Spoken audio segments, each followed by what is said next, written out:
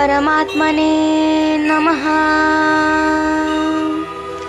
नारायणं नमस्कृत्य नरं चैव नरोत्तमं देवीं सरस्वतीं व्यासं ततो जयमुदीरयेत्। ॐ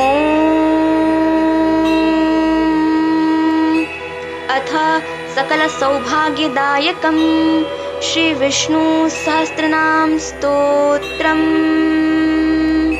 हरि ओम्।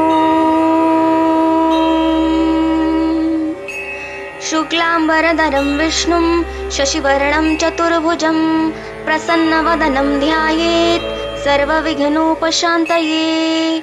यस्य द्विरदवक्त्राद्या पारिषद्या पराशतं विघ्नं निघ्नन्ति सततं विश्वक्सेनं तमाश्रये।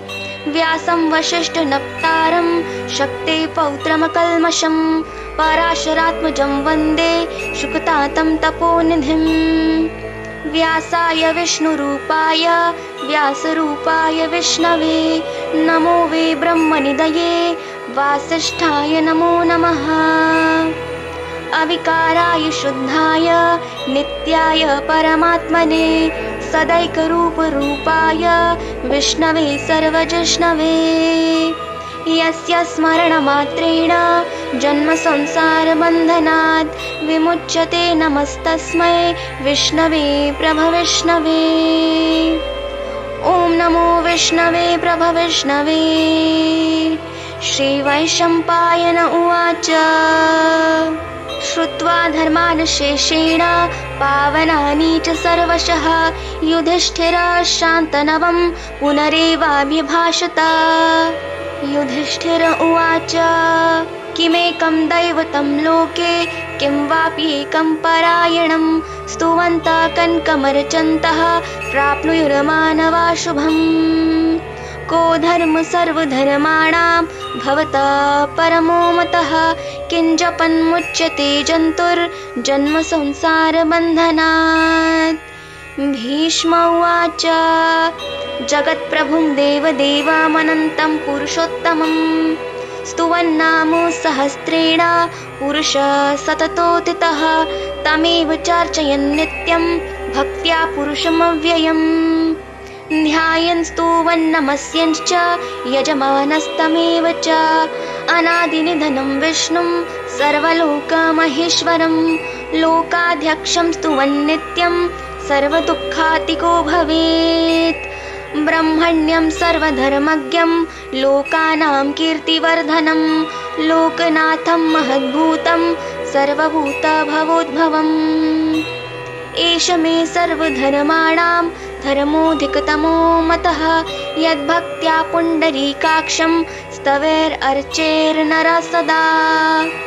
परमं यो महत्तेजः परमं यो महत्तपः परमं यो महद्ब्रह्म परमं य परायणम्। पवित्राणां पवित्रं यो मङ्गलानां च मङ्गलं दैवतं दैवतानां च भूतानां यो व्ययः पिता। यतः सर्वाणि भूतानि भव्यन्त्यादियुगागमे यस्मिंश्च प्रलयं यान्ति पुनरेव युगक्षये। तस्य लोकप्रधानस्य जगन्नाथस्य भूपते विष्णुर्नाम सहस्रं मे शृणु पापभयापहम्। यानि नामानि गौणानि विख्यातानि महात्मनः ऋषिभिः परिगीतानि तानि वक्ष्यामि भूतये। ऋषिर्नाम्नां सहस्रस्य वेदव्यासो महामुनिः छन्दो अनुष्टुप तथा देवो भगवान् देवकीसुतः। अमृतांशुद्भवो बीजं शक्तिर्देवकीनन्दनः त्रिसामाहृदयं तस्य शान्त्यर्थे विनियोज्यते। विष्णुं जिष्णुं महाविष्णुं प्रभविष्णुं महेश्वरम् अनेकरूपदैत्यान्तं नमामि पुरुषोत्तमम्। श्रीवेदव्यास उवाच। ॐ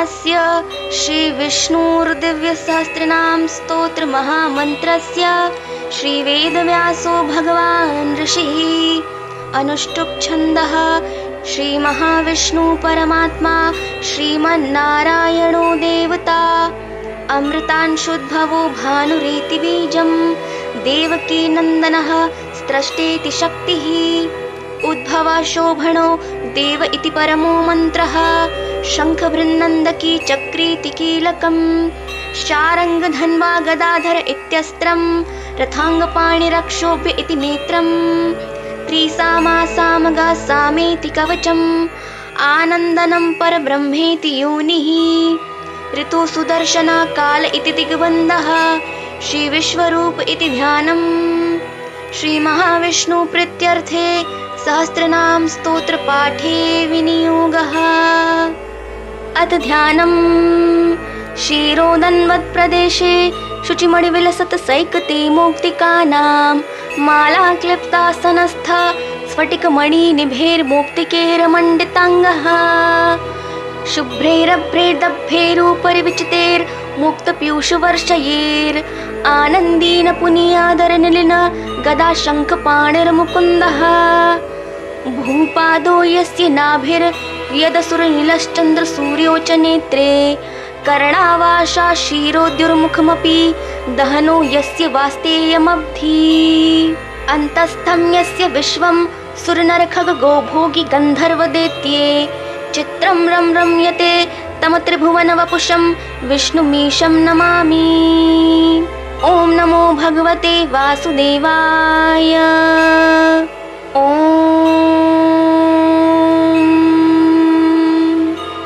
शान्ताकारं भुजगशयनं पद्मनाभं सुरेशं विश्वाधारं गगनसदृशं मेघवर्णं शुभांगं लक्ष्मीकान्तं कमलनयनं योगिभिर्ध्यानगम्यं वन्दे विष्णुं भवभयहरं सर्वलोकैकनाथं मेघश्यामं पीतकोशेयवासं श्रीवत्साङ्कं कौस्तुभोद्भासिताङ्गं पुण्योपेतं पुण्डरीकायताक्षं विश्वं वन्दे सर्वलोकैकनाथम् नमः समस्तभूतानां आदिभूताय भूभृते अनेकरूपरूपाय विष्णवे प्रभविष्णवे सशङ्खचक्रं सकिरीटकुण्डलं सपीतवस्त्रं सरसीरुहेक्षणं सहारवक्षस्थलकौस्तुभश्रियं नमामि विष्णुं शिरसा चतुर्भुजम् छायायां पारिजातस्य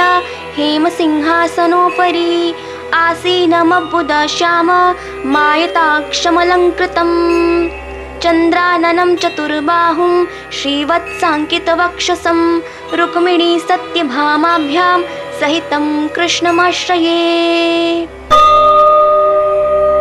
हरि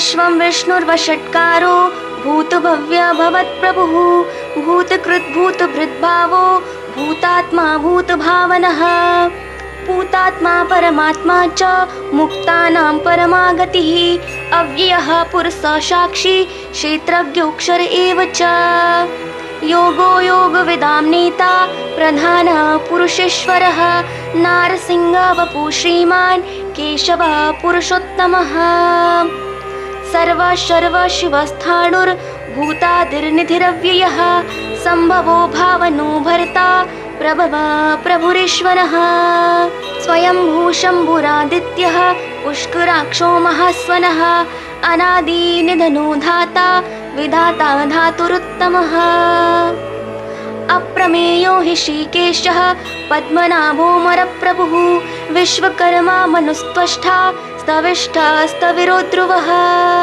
अग्राह्य शाश्वतः कृष्णो लोहिताक्ष प्रतर्दनः प्रभुतस्त्रिककुब्धाम पवित्रं मङ्गलं परम् ईशान प्राणद प्राणो ज्येष्ठ श्रेष्ठ प्रजापतिः हिरण्यगर्भो भूगर्भो माधवो मधुसूदनः ईश्वरो विक्रमी धन्वी मेधावी विक्रमः क्रमः अनुत्तमो दुराधर्ष कृतज्ञ कृतिरात्मवान् सुरेश शरणं शर्म विश्वरेता प्रजाभव अह संवत्सरो व्यालः प्रत्यः सर्वदर्शनः अज सर्वेश्वर सिद्ध सिद्धि सर्वादिरच्युतः वृषा कपिर्मे आत्मा सर्वयोग विनिसृतः वसुर्वसुमना सत्य समात्मा संमित समः अमोघ पुण्डरीकाक्षो वृषकर्मा वृषाकृतिः रुद्रो बहुशिरा बभ्रुर्विश्वयोनिषु चुष्वः अमृत शाश्वत स्थाणुर्वरारोहो महातपः सर्वग सर्वविद्भानुर्विश्वक्सेनो जनार्दनः वेदो वेदविदव्यङ्गो वेदाङ्गो वेदवित्कविः लोकाध्यक्ष सुराध्यक्षो धर्माध्यक्ष कृताकृतः चतुरात्मा चतुर्व्युश्च चतुर्द्रंष्ट चतुर्भुजः भ्राजिष्णुर्भोजनं भोक्ता सहिष्णुर्जगदादिजः अनघो विजयो जेता विश्वयोनि पुनर्वसुः उपेन्द्रो वामन प्रांशुरमोघ शुचिरुर्जितः अतीन्द्र संग्रह सर्गो धृतात्मा नियमो यमः वैद्यो वैद्य सदा योगी विरहा माधवो मधुः अतीन्द्रियो महामायो महोत्साहो महाबलः महाबुद्धिर्महावीर्यो महाशक्तिर्महाद्युतिः अनिर्देश्य वपु श्रीमान् अमीयात्मा महादृदृक् महेश्वासो महीभर्ता श्रीनिवास सतां गतिः अनिरुद्ध सुरानन्दो गोविन्दो गोविदाम्पतिः मरिर्चिर्दमनो हंस सुपर्णो भुजगोत्तमः हिरण्यनाभ सुतपाः पद्मनाभ प्रजापतिः अमृत सर्वदिक्सिंह संधाता सन्धिमान् स्थिरः अजो दुर्मर्षण शास्ता विश्रुतात्मा सुरारिहा गुरुर्गुरुत्तमो धाम सत्य सत्यपराक्रमः निमिषो निमिषस्त्रग्वी वाचस्पतिरुदारधी अग्रणिर्ग्रामणी श्रीमान् न्यायो नेता समीरणः सहस्त्रमूर्धा विश्वात्मा सहस्राक्ष सहस्रपात् आवर्तनो निवृत्तात्मा संवृत संप्रमर्दनः अह संवर्तको वह्नि रनिलो धरणीधरः सुप्रसाद प्रसन्नात्मा विश्वधृग्विश्वभुग्विभुः सत्कर्ता सत्कृति साधुर्जहनुर्नारायणो नरः असंख्येयो प्रमेयात्मा विशिष्ट शिष्टकृच्छुचिः सिद्धार्थ सिद्धसंकल्प सिद्धिद सिद्धिसाधनः वृषा हि वृषभो विष्णुर्वृषपर्वा वृषोदरः वर्धनो वर्धमानश्च विविक्त श्रुतिसागरः सुभुजो दुर्धरो वाग्मी महेन्द्रो वसुदो वसुः नैकरूपो बृहद्रूप शिपिविष्ट प्रकाशनः ओजस्तेजोद्युतिधर प्रकाशात्मा प्रतापनः ऋद्धस्पष्टाक्षरो मन्त्रश्चन्द्रांशुर्भास्करद्युतिः अमृतांशुद्भवो भानु शशबिन्दु सुरेश्वरः औषधं जगत सेतु सत्यधर्म पराक्रमः भूतभव्य भवन्नाथः पवन पावनो नलः कामः कामकृत्कान्तः काम कामप्रद प्रभुः युगादिकृतयुगावर्तो नैकमायो महाशनः अदृशो व्यक्तरूपश्च सहस्रजिदनन्तजित् इष्टो विशिष्ट शिष्टेष्ट शिखण्डी नहुषो वृषः क्रोधः क्रोधकृत्कर्ता विश्वबाहुर्महीधरः अच्युत प्रतित प्राण प्राणदो वासवानुजः अपां निधरदिष्टान्नमप्रमतः प्रतिष्ठितः स्कन्दधरो धूर्यो वरदो वायुवाहनः वासुदेवो बृहद्भानु आदिदेव पुरन्दरः अशोकस्तारणस्तारः शूरशौरिर्जनेश्वरः अनुकूलशतावर्तः पद्मी पद्मनिभीक्षणः पद्मनाभो रवीन्द्राक्षः पद्मगर्भ शरीरभृत् महर्ऋद्धिरुद्धो वृद्धात्मा महक्षो गरुडध्वजः अतुल शरभो भीम सम्यग्न्यो हविर्हरिः सर्वलक्षण्यलक्षण्यो लक्ष्मीवान् समितिञ्जयः विक्षरो रोहितो मार्गो हेतुर्दामोदरः सः महीधरो महाभागो वेगवान् मिताशनः उद्भवः शोभनो देवः श्रीगर्भः परमेश्वरः करणं कारणं कर्ता विकर्ता गहनो गुहा व्यवसायो व्यवस्थानः संस्थानः स्थानदो ध्रुवः परिद्धि परमं स्पष्टा स्तुष्टा पुष्टा सुभेक्षणः रामो विरामो विरजो मार्गो नेयो नयो नयः वीरः शक्तिमतां श्रेष्ठो धर्मो धर्मविदुत्तमः वैकुण्ठः पुरुषः प्राणदा प्रणवः पृथुः हिरण्यगर्भः शत्रुघ्नो व्याप्तो वायुर्धोक्षजः ऋतु सुदर्शन कालः परमेष्टि परिग्रह उग्रः संवत्सरो दक्षो विश्रामो विश्वदक्षिणः विस्तारस्तावरस्थाणु प्रमाणं बीजमव्ययम् अर्थोऽनर्थो महाकोशो महाभोगो महाधनः अनिर्विनास्थविष्टो भूर्धर्मयूपो महामकः नक्षत्रनेमिर्नक्षत्री शमश्याम समीहनः यज्ञ इज्जो महीजश्च क्रतुसत्रं सतां गतिः सर्वदर्शी विमुक्तात्मा सर्वज्ञो ज्ञानमुत्तमम् सुव्रता सुमुख सूक्ष्म सुघोष सुखदा सुहृत् मनोहरो जितक्रोधो वीरबाहुर्विदारणः स्वापना स्ववशो व्यापी नैकात्मा नैककर्मकृत् वत्सरो वत्सलो वत्सी रत्नगर्भो धनेश्वरः धर्मगुप्धर्मकृद्धर्मी सदक्षरमक्षरम् अविज्ञाता सहस्रांशुर्विधाता कृतलक्षणः गभस्तिनेमि सत्त्वस्था सिंहो भूता महेश्वरः आदिदेवो महादेवो देवेशो देवभृद्गुरुः उत्तरो गोपतिर्गोप्ता ज्ञानगम्य पुरातनः शरीरभूतभृद्भोक्ता कपीन्द्रो भूरि दक्षिणः सोमपो मृतपा सोम पुरुजित पुरुषोत्तमः विनयो जय सत्यसन्धो दाशार्ह सात्वतां पतिः जीवो विनयिता साक्षी मुकुन्दो मितविक्रमः अम्भो निधनन्तात्मा महोदधिशयोऽन्तकः अजो महार्ह स्वाभाव्यो चितामृत प्रमोदनः आनन्दो नन्दनो नन्दः सत्यधर्मातिविक्रमः महर्षि कपिलाचार्यः कृतज्ञो मेदनीपतिः त्रिपत्स्त्रीदशाध्यक्षो महाशृङ्गकृतान्तकृतः महावराहो गोविन्दः सुषेण कनकाङ्गदी गुह्यो गभीरो गहनो गुप्तश्चक्रगदाधरः वेधास्वाङ्गोजित कृष्णो दृढसङ्कर्षणोच्युतः वर्णो वारुणो वृक्ष पुष्कराक्षो महामनः भगवान् भगहानन्दी वनमाली हलायुधः आदित्यो ज्योतिरादित्यः सहिष्णुर्गतिसत्तमः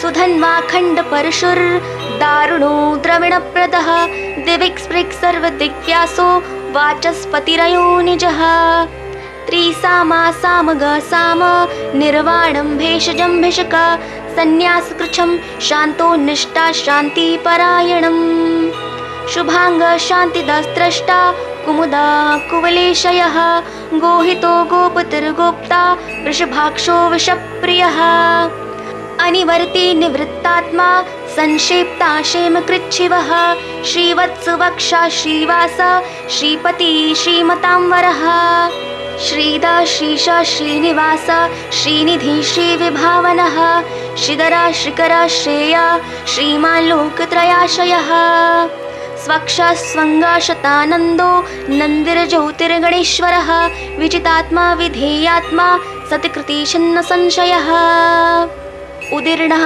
सर्वतक्षुरनिशा शाश्वता स्थिर भूषयो भूषणो भूतिर्विशोकशोकनाशनः अर्चिष्मानर्चित कुम्भो विशुद्धात्मा विशोदनः अनिरुद्धो प्रतिरता प्रद्युम्नो मितविक्रमः कालनेमिनिहावीरः शौरीशूरजनेश्वरः त्रिलोकात्मा त्रिलोकेशः केशवः केशिहा हरिः कामदेव कामपाल कामीकान्त कृतागमः अनिर्देश्य वपुर्विष्णुर्वीरोऽनन्तो धनञ्जयः ब्रह्मण्यो ब्रह्मकृद् ब्रह्मा ब्रह्म ब्रह्म विवर्धनः ब्रह्मविद् ब्राह्मणो ब्रह्मी ब्रह्मज्ञो ब्राह्मणप्रियः महाक्रमो महाकर्मा महातेजा महोरगः महाक्रतुर्महायज्वा महायज्ञो महाहविः स्तव्यस्तवप्रिय स्तोत्रं स्तुतिस्तोतारणप्रियः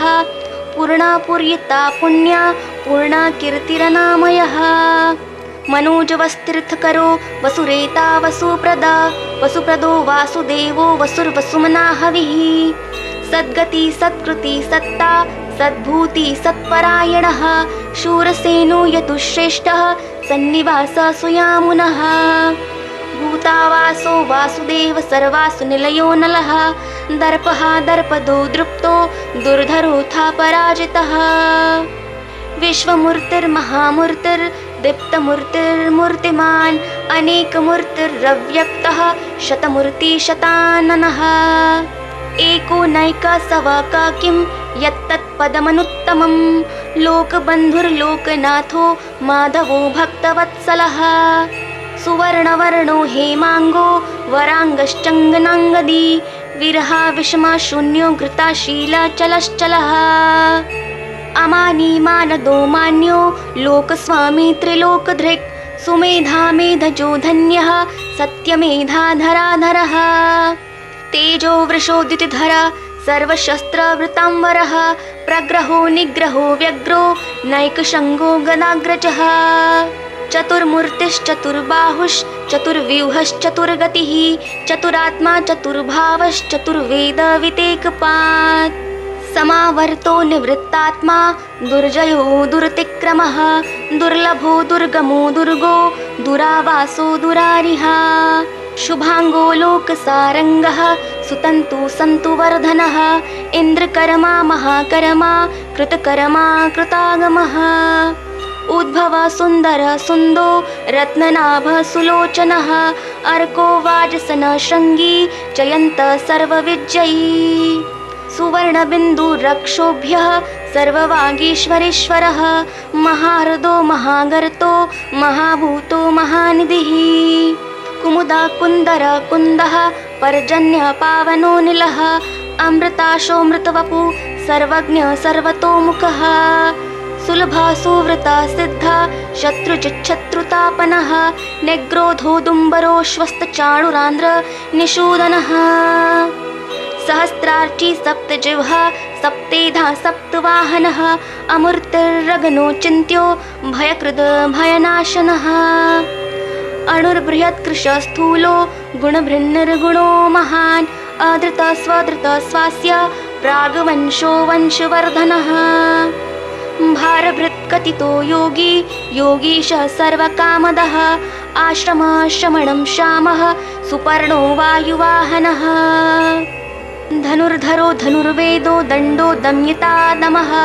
अपराजिता सर्वसहो नियन्ता नियमो यमः सत्त्ववान् सात्विक सत्यः सत्यधर्मपरायणः अभिप्रार्य प्रियार्होर्ह प्रियकृत प्रीतिवर्धनः विहाय सगतिर्ज्योतिः सुरुचिर्हुतभुग्विभुः रविर्विरोचन सूर्यः सविता रविलोचनः अनन्तो हुतभुग्भोक्ता सुखदो नैकजोऽग्रजः अनिर्विना सदामर्षि लोकाधिष्ठानमद्भुतः सनात सनातमतः कपिल कपिरव्ययः स्वस्तिदा स्वस्तिकृत् स्वस्ति स्वस्ति भुक् स्वस्ति दक्षिणः अरुद्र कुण्डली चक्री विक्रमिर्जितशासनः शब्दातिगः शब्दसः शिशिर शर्वरीकरः अक्रूरपेशलो दक्षो दक्षिण शमिणाम्बरः विद्वत्त्वमो वीतभय पूर्णश्रवणकीर्तनः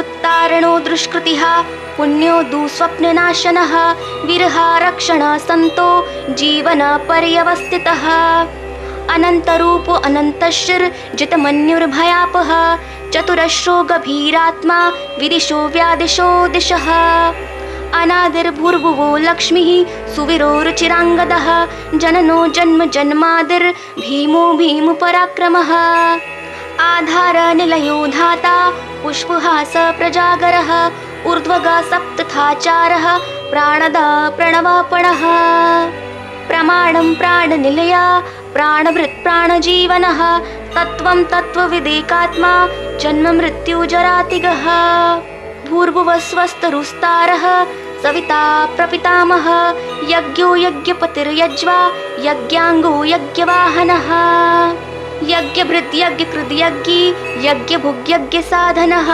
यज्ञान्तकृद् यज्ञगुह्यमन्नमन्नाद एव च आत्मयोनि स्वयं जातो वैखानः सामगायनः देवकीनन्दनः स्रष्टा क्षितिशः पापनाशनः शङ्खवृन्नन्दकी चक्री शारङ्गधन्वा गदाधर रथाङ्गपाणिरक्षोभ्य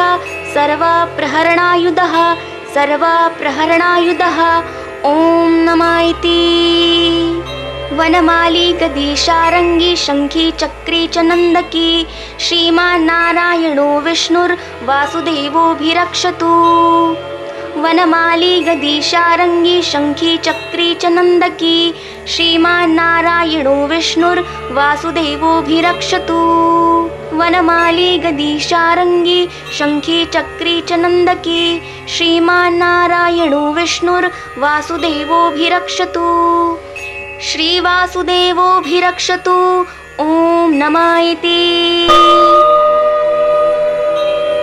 इतीदं कीर्तिनीयस्य केशवस्य महात्मनः नाम्नां सहस्रं दिव्यानां शेषेण प्रकीर्तितम् य इदं शृणुया नित्यं यश्चापि परिकीर्तयेत् नाशुभं प्राप्नुयात् किञ्चित् सुमुत्रेह च मानवः वेदान्तको ब्राह्मण सयात् क्षत्रियो विजयी भवेत् वैश्यो धनसमृद्धः सयात् शूद्रः सुखमवाप्नुयात् धर्मार्थी प्राप्नुयात् धर्मम् अर्थार्थी चार्थमाप्नुयात् कामान् वाप्नुयात् कामी प्रजार्थी प्राप्नुयात् प्रजाम् भक्तिमान्य सदुत्थाय शुचिसद्गतमानसः सहस्रं वासुदेवस्य नाम्नामेत् प्रतिकीर्तयेत् यशः प्राप्नोति विपुलं ज्ञातिप्राधान्यमेव च अचलां श्रियमाप्नोति श्रेयः प्राप्नोत्यनुत्तमम्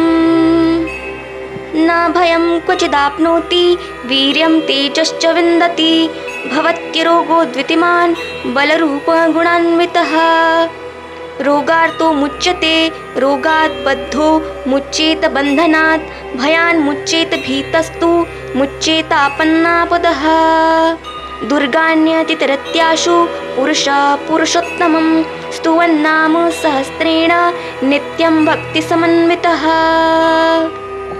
वासुदेवाश्रयो मर्त्यो वासुदेवपरायणः सर्वपापविशुद्धात्मा याति ब्रह्म सनातनम् न वासुदेव भक्तानां शुभं विद्यते क्वचित् जन्म मृत्यु जरा व्याधि भयं नैवोपजायते इमं स्तवं मधीयानः श्रद्धा भक्तिसमन्वितः युजितात्मा सुख शान्ति श्रीधृति स्मृतिकीर्तिभिः न क्रोधो न च मात्सर्यं न लोभो न शुभामतिः भवन्ति कृतपुण्यानां भक्तानां पुरुषोत्तमे ध्योश्चन्द्रार्कनक्षत्रा खन्दिशो भूर्महो दधिः वासुदेवस्य वीर्येण वृदितानि महात्मनः ससुरासुरगन्धर्वं सयक्षोरगराक्षसं जगद्वेषे वर्ततेदं कृष्णस्य सचराचरम् इन्द्रियाणि मनोबुद्धि स्तवं तेजोबलं धृति वासुदेवात्मकान्याहुः क्षेत्रं क्षेत्रज्ञ एव च सर्वागमानमाचारः प्रथमं परिकल्पते आचार प्रभवो धर्मो धर्मस्य प्रभुरच्युतः ऋषयः पित्रो देवा महाभूतानि धातवः जङ्गमा जङ्गमं चेदं जगन्नारायणोद्भवम् योगो ज्ञानं तथा सांख्यं विद्या शिल्पादिकर्म च वेदः शास्त्राणि विज्ञानमेत् सर्वं जनार्दनात् एको विष्णुर्महद्भूतं पृथग्भूतान्यनेकशः त्रिं लोकान् व्यापि भूतात्मा भुङ्क्ते विश्वभुग्व्ययः इमं स्तवं भगवतो विष्णुर्व्यासेन कीर्तितं पठेद्य इच्छेत पुरुषः श्रेयः प्राप्तुं सुखानि च विश्वेश्वरमजं देवं जगतः प्रभुमव्ययं भजन्ति ये पुष्कराक्षं न ते यान्ति पराभवं न ते यान्ति पराभवम् ॐ नमः इति। अर्जुन उवाच पद्मपत्र विशालाक्ष पद्मनाभ सुरोत्ततं भक्तानाम् अनुरक्तानां त्राता भव जनार्दन। श्रीभगवानुवाच यो मां नाम सहस्रेण स्तोतुमिच्छति पाण्डव सोऽहमेकेन श्लोकेन स्तुत एव न संशयः स्तुत एव न संशयः ॐ नमः इति। व्यास उवाच वासनाद्वासुदेवस्य वासितं भुवनत्रयं सर्वभूतनिवासोऽसि वासुदेव नमोऽस्तुते। श्रीवासुदेव नमोऽस्तुत ॐ नमः इति।